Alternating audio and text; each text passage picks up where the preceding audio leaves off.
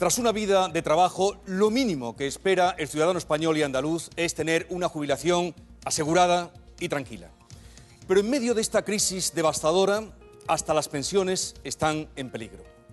Para responder a todas las dudas que ustedes tienen al respecto y para además contestarlas y aclararlas, vamos a comenzar ahora mismo. Pido la palabra.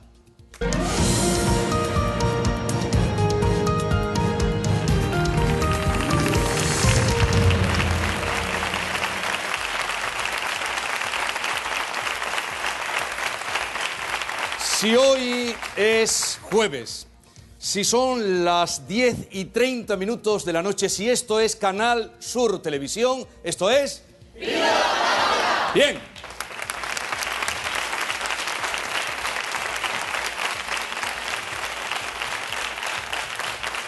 Muy bien. La actualidad manda y nosotros además obedecemos a lo que ustedes nos piden. Hay incertidumbre en torno a las pensiones y de eso vamos a hablar, del futuro de las pensiones. Y para ello está con nosotros Ignacio García, doctor por la Universidad Complutense de Madrid y profesor de la Universidad Pablo de Olavide de Sevilla. Ignacio García.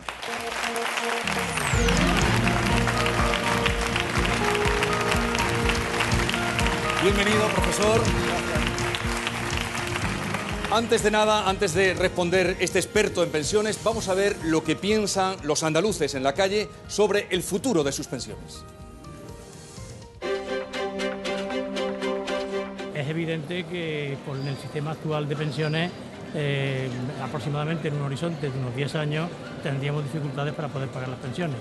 Por tanto, está bien que se haya ido a una reforma. Yo era minero y un minero no puede echar la mina hasta los 67 años. Yo me tuve que salir de la mina con 45, entonces me parece fatal. Es que eso es muy complicado porque me parece, por ejemplo, un señor que está en un banco trabajando, que el trabajo es más cómodo, pues puede ser, pero otra persona que es un obrero de la construcción y eso, pues entonces es lógico que se jubile antes. Como sigan así va a llegar un momento en que vamos a morirnos antes de jubilarnos. Pues ahora vemos que nuestras pensiones se están disminuyendo y que además el gobierno está metiendo mano en la hucha de esas pensiones porque le falta dinero de los sitios. Entonces no sabemos qué es lo que va a pasar con los pensionistas. Lo que no puede ser es que un pensionista que se le queda la pensión máxima con 2.500 euros se le suba un 1% y aquel que cobra un 600 o 700 euros se le suba un 2%. Yo entiendo que a los pensionistas de superior de cuantía bastante alta se le debía haber congelado y a los de pensión mínima haberle subido incluso la revalorización de la pensión. Estamos jubilados, somos todos iguales ya, o sea, todos recibimos el dinero de la administración, según habremos cotizado, así recibiremos luego. Esto viene todo dirigido por los poderes económicos, que lo que les interesa son planes de pensiones, igual que seguros médicos y demás, quieren privatizarlo todo y es una manera de ir apretándonos cada vez más. Pienso que cuando una persona se tira unos ciertos años, que tú te tires 30 o 35 o 40 años de tu vida laboral trabajando, pues también hay derecho a que puedas disfrutar de un poco de tu vida. No debían de ser a los 67, sino por cotización, como hacen en otros países. Creo que en Canadá a los 25 años cotizados te jubilan y en Francia creo que a los 40 años cotizados te jubilan. Creo que por ahí debe ir la cosa. Respecto a que nos hagan falta más años cotizados, me da miedo de pensarlo, porque tengo 26 años y tengo cotizado un mes, nada más, en mi vida laboral. Con lo cual me asusta muchísimo, porque pienso que en la vida voy a llegar a tener 40 años cotizados como tendríamos que tener. En cuanto al tiempo de jubilación, hay que tener en cuenta también el mercado de trabajo.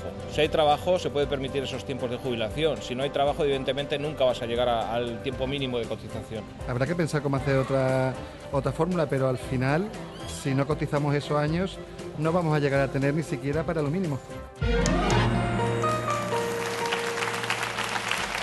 Esto es lo que piensan los andaluces sobre las pensiones y el futuro. Y aquí está toda Andalucía representada en estos 80 andaluces que van a preguntar y un andaluz muy cualificado que va a responder. Pero también desde su casa pueden enviar preguntas, lo que ustedes quieran saber a través de las redes sociales. Y vamos a empezar, ¿no, profesor? Por Huelva, por ejemplo, que está muy callada Huelva. A ver, Maite, adelante, comienzas tú la noche. Buenas noches, señor García. Mi pregunta es la siguiente. 16 millones de cotizantes para 6 millones de parados y 8 millones de pensionistas. ¿Se puede afirmar que España es incapaz de garantizar las pensiones en el futuro? Pues llevas mucha razón con las cifras que has puesto encima de la mesa, efectivamente. Éramos 20 millones de cotizantes hace apenas 3 años y ahora somos apenas 16. Hay 8 millones y medio, casi 9 de pensionistas y 6 de parados. Para garantizar las pensiones necesitamos seguir reformando el sistema. Si queremos que el sistema de pensiones público, tal como lo conocemos hoy, siga vigente dentro de 20 o 30 años, necesitamos ajustar un poquito más los parámetros del sistema actual. ¿Están garantizadas? ¿Y garantizadas? Pues mira, para poder decir que están garantizadas, lo primero que tenemos que hacer es empezar a crear empleo cuanto antes. Para garantizar el sistema de pensiones necesitamos que crezca cuanto antes el número de cotizantes. Y necesitamos también que esos cotizantes no sigan cotizando como han cotizado hasta ahora, con contratos de 2 meses, de 3 meses, de 6 meses. Necesitamos un mercado de trabajo que cree empleo estable. Y necesitamos además que sea empleo de calidad, es decir, un empleo más productivo que lo que ha sido ahora. ¿Para qué? Para que los salarios sean más altos y, por tanto, los ingresos al sistema sean mayores. ¿Cómo podremos garantizar el sistema? Haciendo básicamente 3 cosas. Reformando el mercado de trabajo para acabar de una vez con la lacra de la temporalidad y de los contratos basura. En segundo lugar, cambiando el sistema educativo para que forme de verdad a nuestros jóvenes y los capacite para hacer cosas mejores que las que han hecho en el pasado. Trabajos más productivos, trabajos con más valor añadido, que generen más rendimientos y más ingresos al sistema, y reformando aún más el sistema de pensiones. Creo que sin esas 3 medidas el sistema no está garantizado ahora mismo. Muchas gracias. Gracias, Maite. Vamos a Sevilla. A ver, Cristina, ¿tú eres cotizante, Cristina, ya que estamos hablando de cotizantes? Bueno, estoy en paro desde 2009. Vale. Adelante. Mi pregunta es, actualmente muchas familias, con todas las personas en paro, pues acuden a la pensión de las abuelas y los abuelos para subsistir. Si se recorta en pensiones, ¿de qué van a comer toda esta gente? Efectivamente, vivimos una situación ahora mismo dramática en muchos cientos de miles de familias españolas. Muchas familias están viviendo de prestaciones por desempleo, las que todavía consiguen tener esa renta, y de las pensiones de sus mayores. Yo quisiera empezar matizando un poquito tu pregunta. Las pensiones ahora mismo, hasta ahora, no se han recortado nunca. Hasta ahora. Básicamente lo que se ha hecho ha sido actualizarlas con el IPC cuando ha sido posible, y en algunos casos, en el año 2010 y este año también, pues no se van a actualizar completamente. Van a subir entre un 1 y un 2%. Necesitamos básicamente entender que el sistema de pensiones es un pacto entre generaciones. El sistema de pensiones es un sistema en el que debe entrar dinero de cotizantes que cotizan como mínimo 30-35 años, para que salga dinero para los actuales pensionistas que, en el mejor de los casos, viven unos 20-25 años con esa pensión. Ese pacto intergeneracional implica que gente como tú y como yo estamos pagando ahora mismo impuestos para pagar las pensiones de nuestros padres y nuestros abuelos, con la promesa de que dentro de 20, 30 o 40 años nosotros recibiremos una pensión que pagarán nuestros hijos o nuestros nietos. Si eso no funciona, el sistema no funciona. Por tanto, ¿qué quiere decir hacer recortes en las pensiones? Lo que yo entiendo que hay que hacer es mantener el sistema sostenible, es decir, que no salga más dinero del que entre. Por desgracia, por la crisis que estamos viviendo, este año van a salir 10.000 millones de euros más de lo que van a entrar. Por tanto, eso que decíamos los economistas hace mucho tiempo y que se nos criticó por agoreros, de que el sistema iba a entrar en crisis en 2015 o 2020, nos hemos equivocado, pero al revés. Es que hemos entrado en crisis en 2012, no en 2020 como predecíamos. Por tanto, cuanto antes cojamos el toro por los cuernos y hagamos que entre más dinero en el sistema y salga menos, mejor, para que el sistema no tenga que sufrir recortes ni ahora ni dentro de 10 años o 20 años. ¿Atendida? Bueno, los recortes es que siempre son para las clases trabajadoras y más desfavorecidas, pero no recortan en las ayudas a banco y eso, bueno. Pero es otra cosa. Déjame simplemente que te matice una cosa. El sistema de pensiones contributivo, es decir, el sistema que se nutre de las cotizaciones de todos los trabajadores en España y que paga las pensiones de los que han cotizado, es un sistema que debe sobrevivir por sí mismo, es decir, los ingresos de los cotizantes deben servir para pagar las pensiones de los pensionistas. Por tanto, llevas razón en que los gobiernos, todos los gobiernos aquí en España, están gastando dinero posiblemente en cosas que no debieran. pero ese dinero sale de otra fuente, de nuestros impuestos, que no son las cotizaciones sociales. Por tanto, hay que distinguir un poco lo que es el sistema de pensiones, que se nutre de cotizaciones, del resto de gastos públicos. Gracias. Vamos a Jaén. A ver, Manuel, adelante. Buenas noches, me llamo Manuel Carrasco, soy ingeniero técnico agrícola y mi pregunta es la siguiente. Los que con 59 años nos hemos quedado sin empleo, ¿qué posibilidades tenemos de conseguir uno que nos lleve a la jubilación? Es una pregunta muy difícil. Es un verdadero drama perder el empleo con más de 50 años en España. Yo empezaría diciéndole, porque estaba pensando cuando le oía, depende de su cualificación, pero me ha dicho que es ingeniero. Yo creo que usted tiene bastantes más posibilidades de encontrar un empleo que los que por desgracia han perdido un empleo con 50 años y lo único que han estudiado ha sido la educación primaria o la educación secundaria. La educación es fundamental para encontrar un empleo. Por eso he dicho en mi primera intervención que es fundamental reformar el sistema educativo de una vez y reformarlo bien, dejarnos de hablar de religión, educación de la ciudadanía, catalán, y hablar más de matemáticas, lengua e inglés. Eso es lo que hará que nuestros jóvenes tengan un empleo y tengan una cualificación como la que usted tiene. Ingeniero técnico de la Universidad Laboral de Sevilla. Muy bien. Actual. Ahí es donde yo trabajo. Ahora se llama de otra manera. Pero con esa cualificación yo creo que si te esfuerzas, si no decaes en el ánimo y buscas empleo cada día, estoy seguro, y otra cosa importante, si te reciclas.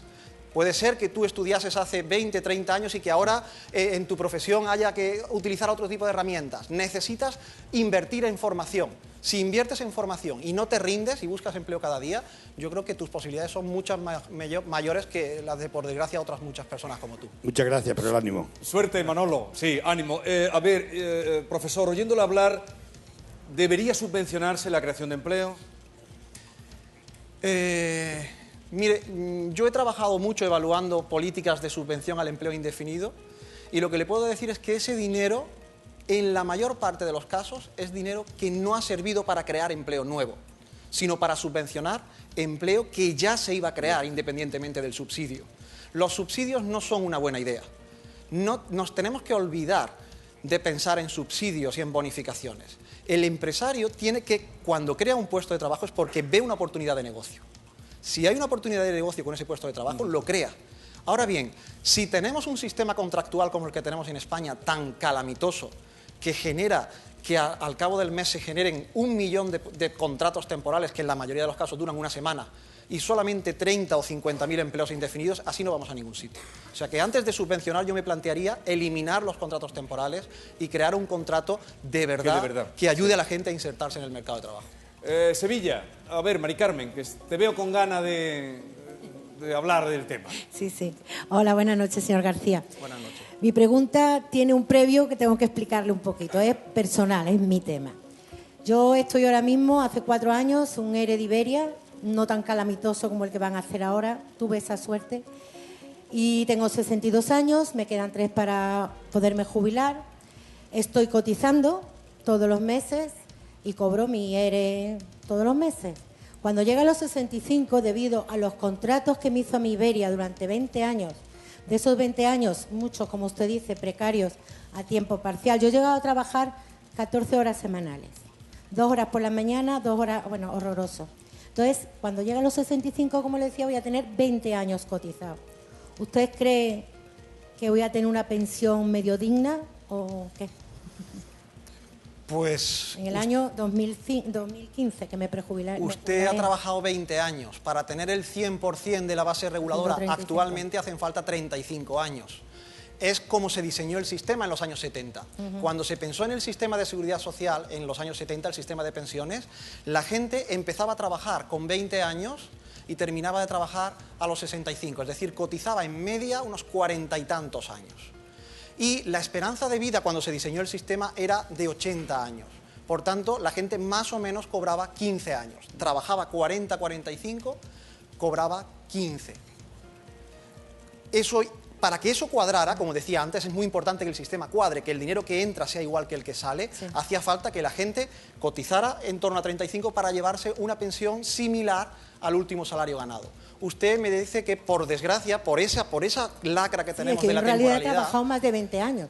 Son 20 cotizados por los contratos que tenemos. Por esa lacra que sufrimos en España desde el año 84, que se crearon los contratos temporales, de que la gente trabaja un mes y deja de trabajar otro mes y trabaja una semana y otra semana no y tal, eso hace que las vidas laborales, sobre todo de gente como usted, de mujeres, de inmigrantes, de jóvenes, los jóvenes sufren la lacra de la temporalidad muchísimo.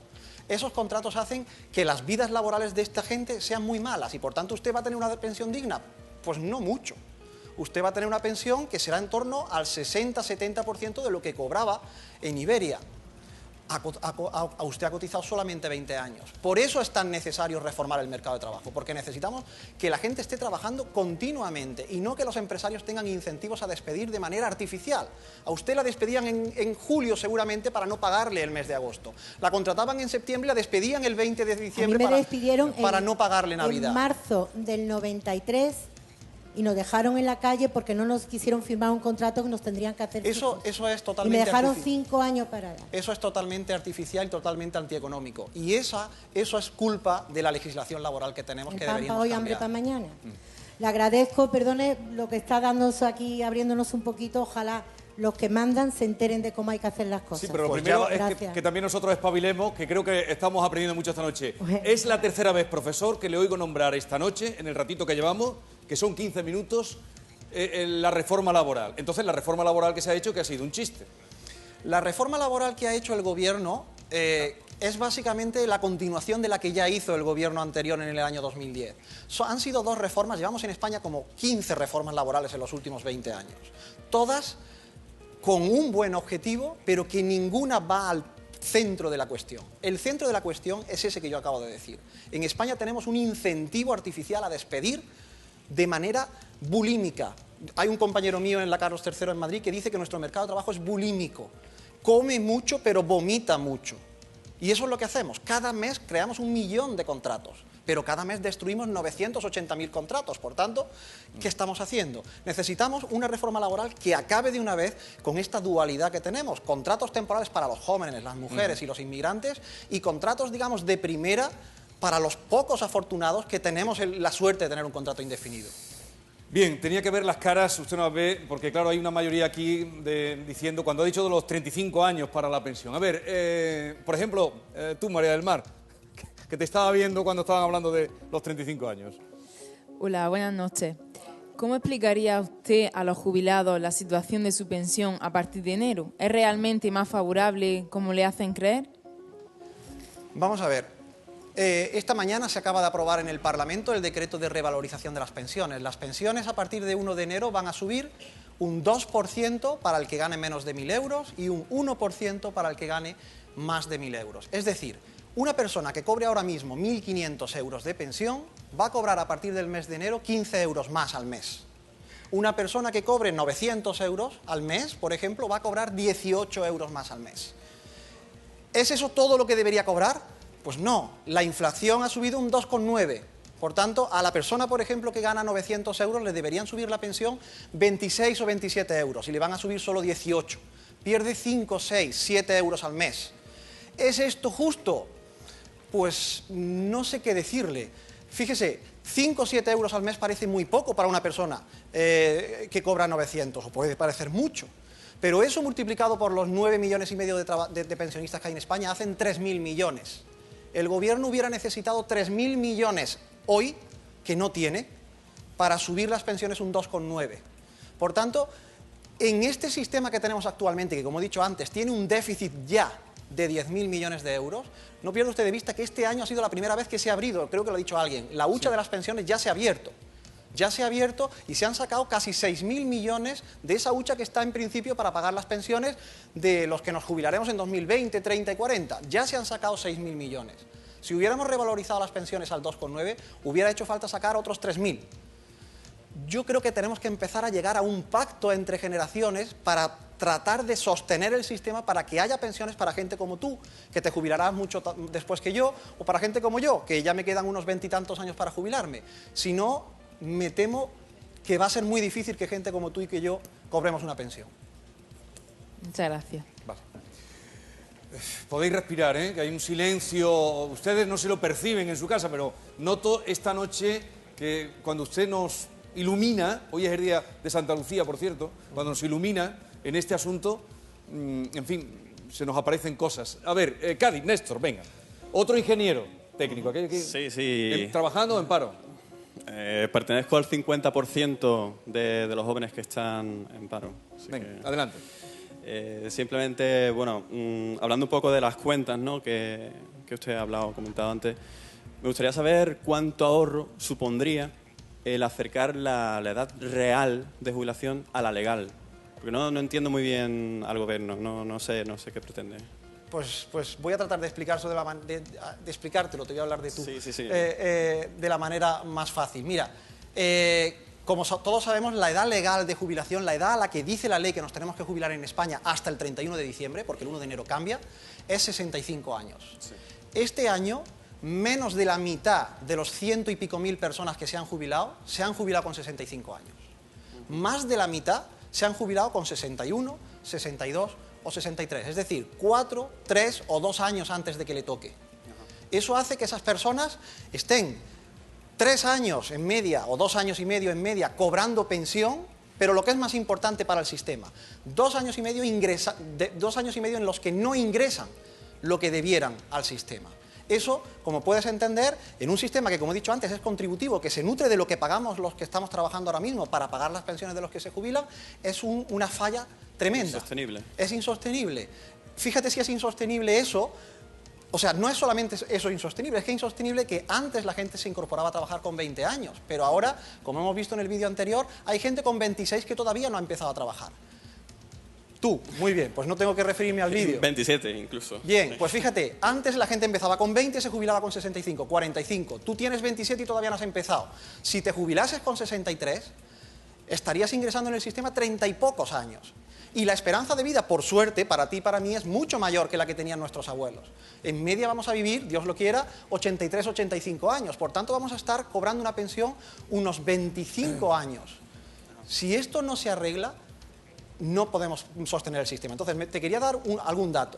Algunos compañeros míos de universidad han hecho simulaciones para ver cuánto supone en euros acercar la edad normal, la edad real de jubilación a la edad legal de jubilación.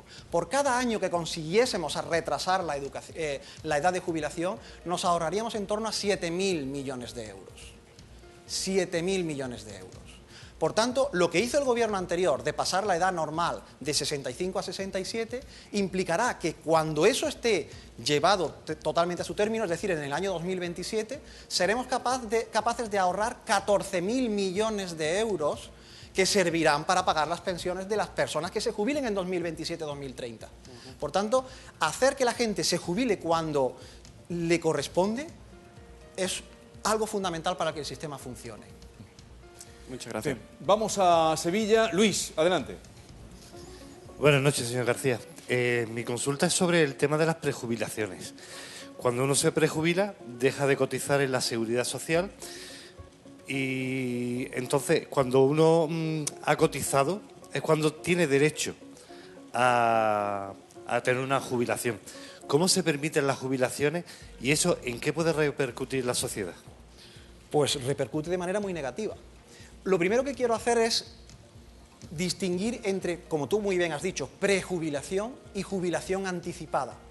La jubilación anticipada es una figura que permite la ley. A partir de los 61 años, quien esté en paro puede jubilarse si ha cotizado más de 33. Eso es una jubilación anticipada. La prejubilación es lo que todos conocemos, que hay mucha gente que se prejubila, que deja de trabajar a los 52, 55.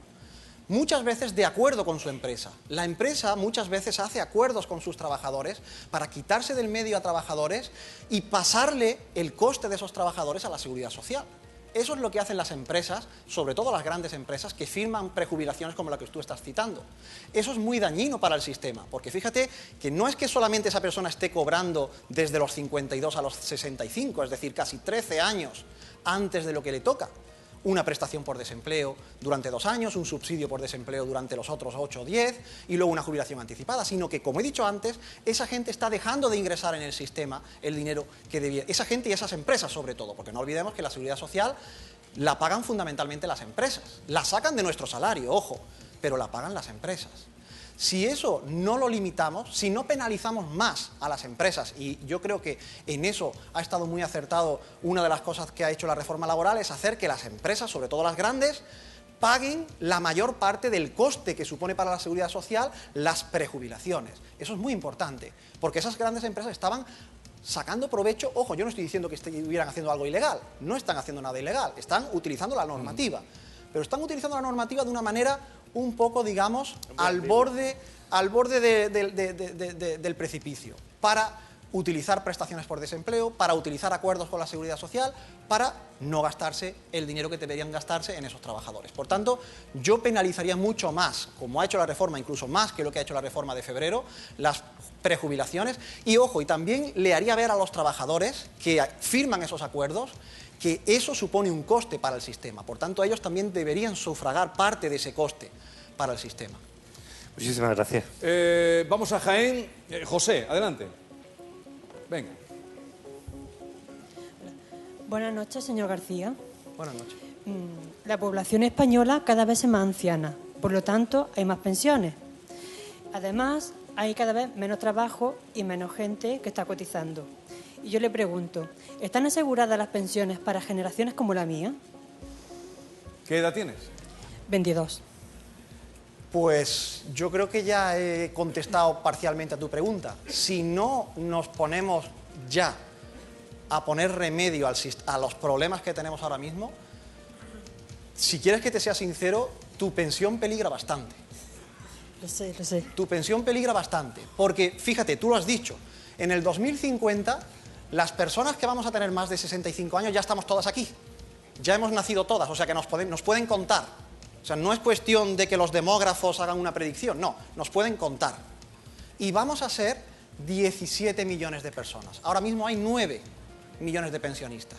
Mientras que en el mejor de los mundos, si consiguiésemos reformar nuestro mercado de trabajo para tener la tasa de empleo que tiene Suecia, el país europeo con mayor tasa de empleo, en el mejor de los mundos seríais, porque vais a ser vosotros, 16 millones y medio, 17 de trabajadores. O sea, que vais a ser un trabajador el que va a tener que soportar cada una de las pensiones, mientras que ahora somos en torno a 2,5, 3 trabajadores los que sostenemos la pensión de nuestros mayores. Por tanto, o reformamos el sistema para que quede dinero para tu pensión, o yo ya dudo de la mía, imagínate lo que te puedo decir de la tuya.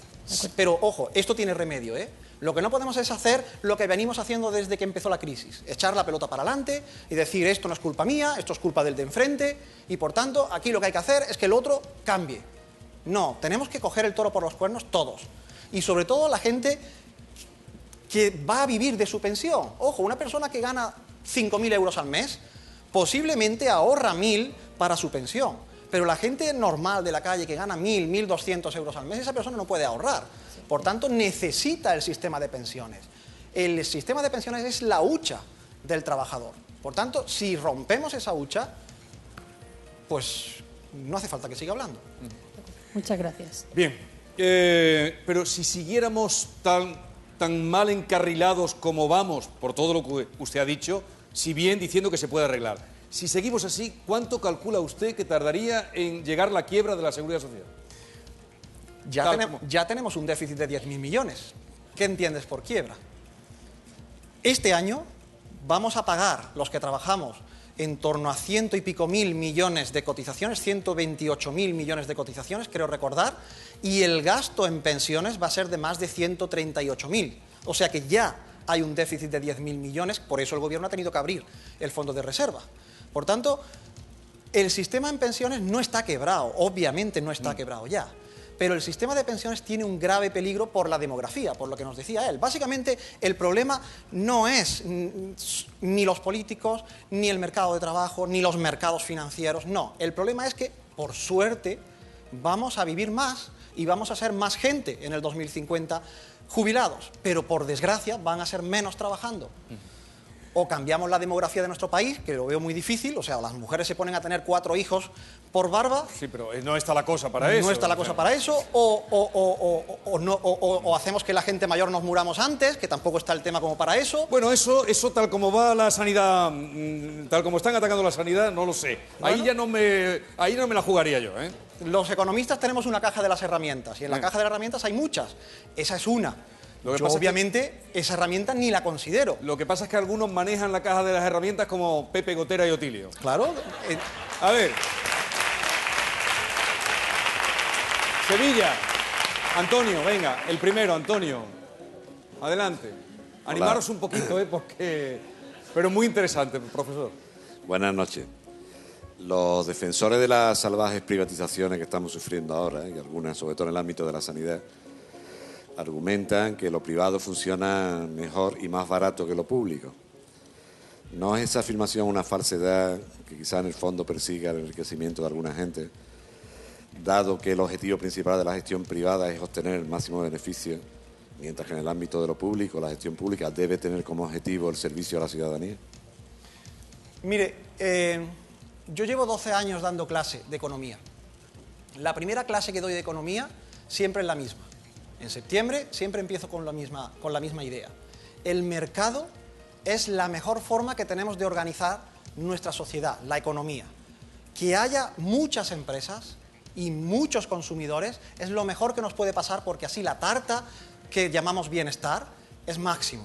Que las empresas compitan es lo mejor que puede pasar. Por tanto, yo no voy a decir nunca que la economía privada pueda causar algún tipo de problema. Ahora bien, como usted bien ha dicho, hay bienes y servicios que en el mercado privado no tienen oferta, o si la tuviesen, tendrían una oferta muy restringida a quien pudiera pagarla. Eso se llama en economía bienes públicos, y los mayores ejemplos son la sanidad y la educación. La sanidad y la educación no pueden dejarse única y exclusivamente en manos privadas, porque en ese caso, pues obviamente la empresa que busca su beneficio, y ojo, eso es lo mejor que puede hacer una empresa, buscar su beneficio, porque que la empresa maximice sus beneficios implica que va a crear el máximo de empleo si es competitiva, es decir, si tiene competencia, si no tiene poder de monopolio. Los monopolios son malísimos para el bienestar de la sociedad, pero que haya muchas empresas que compitan, eso es lo mejor que nos puede pasar. Pero como usted decía, la sanidad y la educación son bienes públicos, por tanto, no pueden ser ofrecidos únicamente por el sector privado. Pero eso no quiere decir que tengan que ser ofrecidos únicamente por el sector público, y sobre todo lo que es más importante, que deban ser ofrecidos de manera gratuita para todo el mundo. Yo creo que la sanidad y la educación deberían ser gratuitas para quien no pueda pagarlas, pero que quien puede pagar parte debería de sufragar parte de los gastos que ocasiona la sociedad. Es decir, que el precio de los bienes públicos no tiene por qué ser cero. Nada es gratis en la vida, todo tiene un precio, y es bueno que sepamos el precio de las cosas. Que quien no pueda pagarlas, en mi universidad, por ejemplo, que el alumno que no puede, yo estudié con beca, desde primero de carrera hasta que saqué el doctorado. ¿De acuerdo? Mi padre trabajó toda la vida y no podía pagarme mi carrera. ¿De acuerdo? Entonces, eso es bueno para la gente que no puede pagarlo. La universidad gratuita es lo mejor que podemos hacer para la gente que no tiene recursos. Pero si hay gente que tiene recursos, esa persona debe pagar parte de lo que cuesta ese sitio. Yo creo que esa persona que tiene recursos o que desperdicia esos recursos, yo tengo alumnos en sexta convocatoria que llevan 6 años ocupando ese sitio de manera gratuita. Si esa persona tiene que pagar una parte de lo que cuesta ese sitio, que es 6.000 euros al año, yo no veo cuál es el problema. Ahora, siempre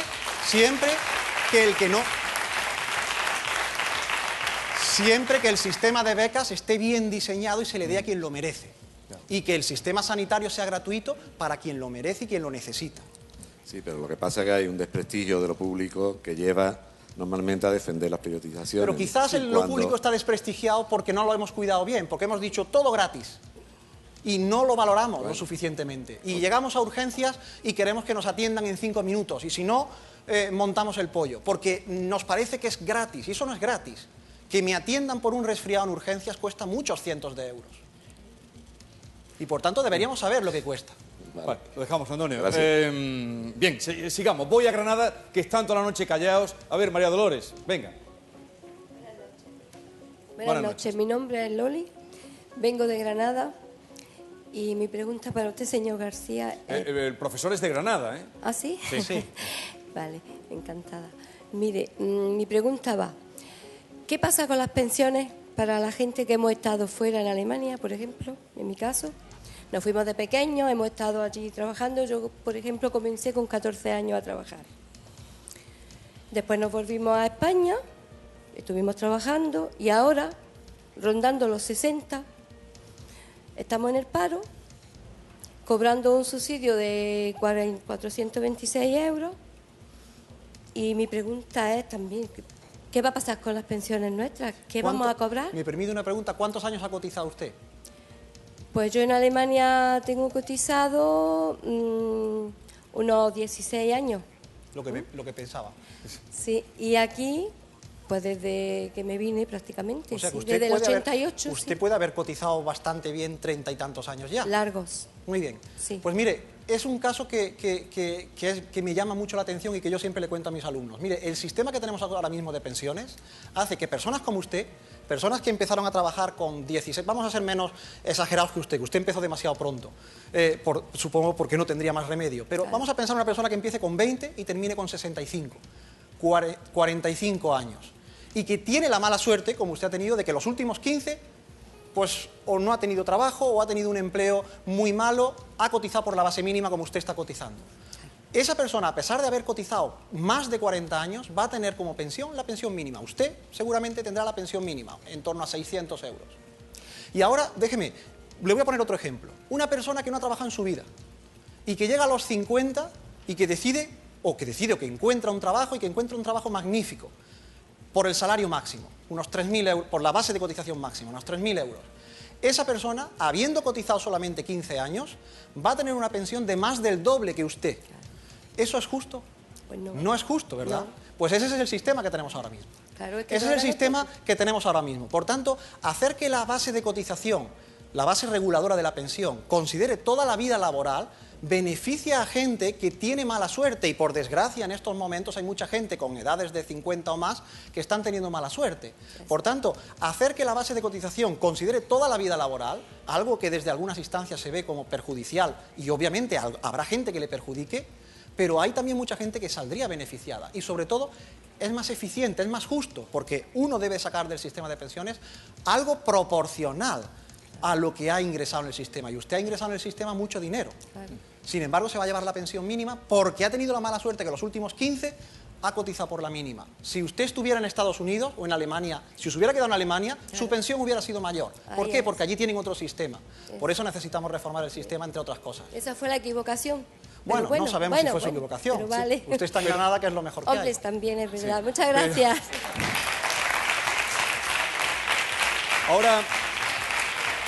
Ahora que hablaba Loli de la inmigración, esta semana, no sé qué siente usted, profesor, cuando todos los telediarios de este país colocan en titulares, esta semana lo habrá visto usted y todo el mundo, que en Canadá hacen falta 3.000 albañiles.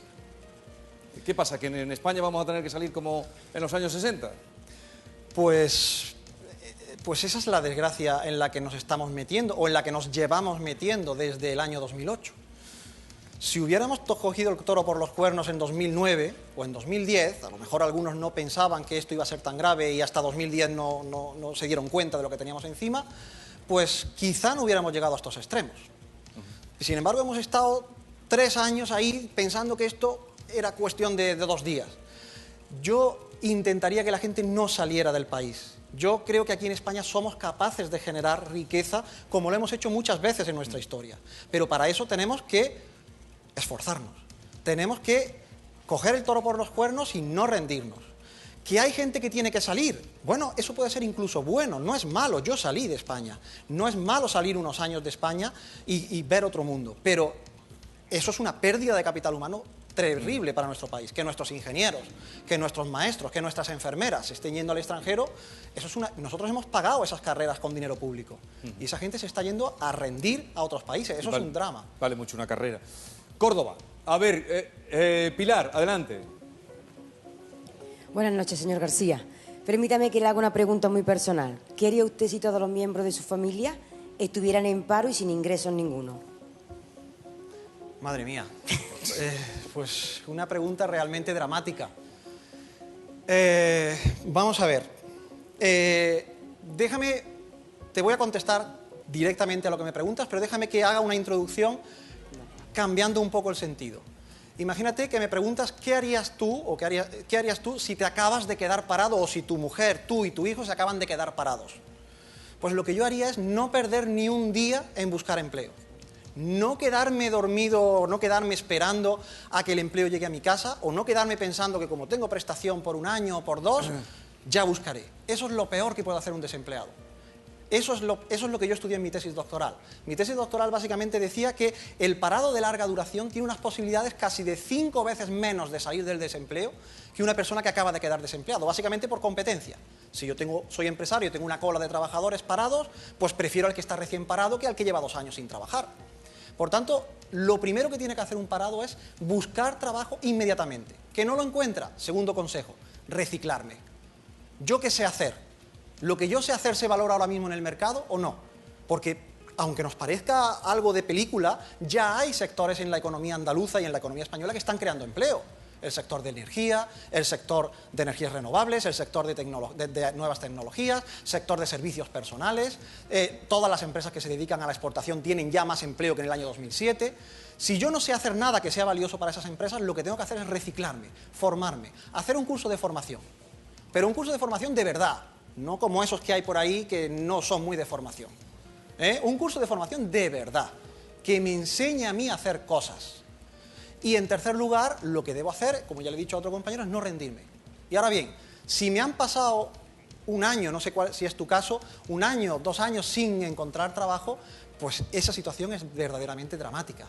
Lo que tengo que hacer es no rendirme, seguir formándome. Yo tengo ahora mismo en mis aulas alumnos mayores que yo. Alumnos que tienen hijos mayores que los míos y que están allí estudiando, haciendo todos los ejercicios, haciendo presentaciones en clase porque dicen yo dejé de trabajar, dejé de estudiar porque el mercado estaba tan bien, ganaba tanto dinero en la construcción que para qué quería seguir estudiando y ahora con 30 y tantos años o 40 años están estudiando. Eso es lo mejor que puede hacer una persona que puede permitírselo, claro. Si no tienes ingresos, pues realmente la situación pues es muy difícil de resolver. Lo que te puedo decir es que no te rindas. Que sigas buscando y que busques donde hay, porque hay trabajo. No, vamos, eso no es mi caso, le he hecho la pregunta a usted que es lo que haría bueno, usted. Bueno, pues quien esté en ese caso debe hacerlo. Bueno, profesor, es el momento de ver qué preguntas nos llegan a través de las redes sociales y para ello, Mar Barrera, por favor. Adelante. La gente tiene mucho miedo. Nadie entiende que el gobierno haya sido capaz de tocar las intocables pensiones y por su parte los jóvenes creen que nunca podrán jubilarse. Las preguntas que le traigo de las redes, como verá, tienen mucho que ver con esto. Por ejemplo, Romero dice que con casi 30 años y un solo año cotizado, ¿debería pensar en un plan privado de pensiones? Pues es difícil, ¿verdad? Si no está trabajando, que piense en un plan privado de pensiones. Hay gente la que se lo puede permitir que tiene planes privados de pensiones, pero la mayoría de la gente que no ahorra porque no tiene medios para ahorrar, su sistema de ahorro, su hucha es el sistema público de pensiones. Por tanto, yo antes de pensar en un plan privado de pensiones con 30 años, lo que pensaría es encontrar trabajo cuanto antes de lo que sea, de lo que yo sé hacer o de lo que yo pueda encontrar reciclándome, como he dicho antes. Por tanto, una persona con 30 años lo que tiene que hacer es buscar las oportunidades que ya hay en el mercado. No nos podemos llevar al derrotismo. En el mercado de trabajo español se está creando mucho paro, pero hay mucha gente también que encuentra empleo cada mes. Por tanto, hay que buscar mucho más que antes. Claro, antes ibas por una calle en Sevilla y veías anuncios de se busca trabajador, se necesita dependiente, se necesita comercial. Hoy es más difícil encontrarlo. A lo mejor hay que buscarlo en otra ciudad. Yo trataría de buscarlo dentro de España. Hay que levantar nuestro país y para eso hay que trabajar aquí. ¿De acuerdo? Pero hay gente que, desde luego, pues necesita ir a otros países. Pero yo lo que haría antes de pensar en un plan privado de pensiones, sobre todo si no se lo puede permitir, es buscar trabajo y empezar a cotizar cuanto antes, porque ese es su mejor seguro. Segunda pregunta. ¿Qué opina de que la oposición lleve al Constitucional la no revalorización de las pensiones? Bueno, yo no soy un experto en materias legales. Como he dicho antes, yo entiendo por qué ha hecho el Gobierno lo que ha hecho. Si hubiera revalorizado las pensiones, hubiera necesitado coger 3.000 millones de euros más del fondo de reserva, aparte de los 5 o 6.000 que ya ha cogido. Y eso es perjudicial para el sistema. Yo entiendo que estamos viviendo una situación muy difícil y, como decía antes, el sistema de pensiones lo tenemos que entender como un pacto entre generaciones. Igual que tenemos ese pacto implícito de que yo pago la pensión de mi padre con la esperanza o con la promesa de que mi hijo pagará la mía, si tenemos problemas en el sistema tenemos que repartir un poco de manera razonable los costes de ese déficit. Por tanto, la mayor parte de ese coste lo van a sufrir los jóvenes, eso está claro. Ellos son además los que pueden reaccionar de mejor manera a que le pongan mayores impuestos o a que tengan menos gastos, menos servicios públicos o que tengan una pensión menor. Pero la gente de más de 65 años, por supuesto, no debe ver su pensión reducida. Y eso no ha pasado hasta ahora que yo sepa en España, nunca. Ya veremos a ver qué pasa de aquí en adelante, porque la cosa se está poniendo cada vez más fea. Pero si esas personas deben de ver su pensión subida en un porcentaje un poquito, en 9 décimas menos, los que ganan menos de 1.000 euros, y en casi 2 décimas de PIB, en casi 2 puntos de IPC, los que ganan más de 1.000, pues yo creo que es un sacrificio que los jóvenes sobre todo se lo van a agradecer mucho, porque eso ayudará a que ellos tengan más esperanza de pensión. Y tercera y última pregunta, ¿cómo podemos defender los pensionistas nuestros derechos tras no revalorizar las pensiones? Bueno, como le decía antes, las pensiones no se van a revalorizar del todo. Se van a revalorizar 2 puntos de los 2,9 que se deberían haber revalorizado. ¿Cómo pueden defender sus derechos? Pues si consideran que se ha incumplido algún tipo de ley, como hemos visto antes, hay partidos políticos que han presentado un recurso, pues yendo a los tribunales. Pero ya le digo, el sistema de pensiones, el dinero que tenemos es el que tenemos. Y el dinero que sale es el que sale, 10.000 millones más que lo que entra. O pagamos más impuestos, otra solución es subir los impuestos. Subamos más el IVA para pagar las pensiones de nuestros pensionistas. Subamos el IRPF, subamos el impuesto del patrimonio o recuperemos el impuesto del patrimonio. Esa es otra solución, por supuesto. Bueno, precisamente para hablar de cómo defenderse, cómo se pueden defender o cómo deben defenderse los consumidores, está con nosotros ahora Rubén Sánchez, que es portavoz de FACUA en Acción en Defensa de los Consumidores. Bienvenido. Bueno, le presento al profesor y muchas gracias por haber estado con nosotros. Muchas gracias a vosotros. Y espero que venga por aquí bueno, en otra ocasión. Si he sido de utilidad. ¿Qué creéis? Aquí estoy. ¿Usted tiene plan de pensiones? Yo tengo un plan de pensiones donde no meto dinero desde hace 5 años, porque hace 5 años que no me suben el salario y por tanto no tengo para meter. Lo abrí cuando me casé, pero desde hace 5 años no he metido ni un duro. Gracias por estar con nosotros. Gracias. Buenas noches. Buenas noches.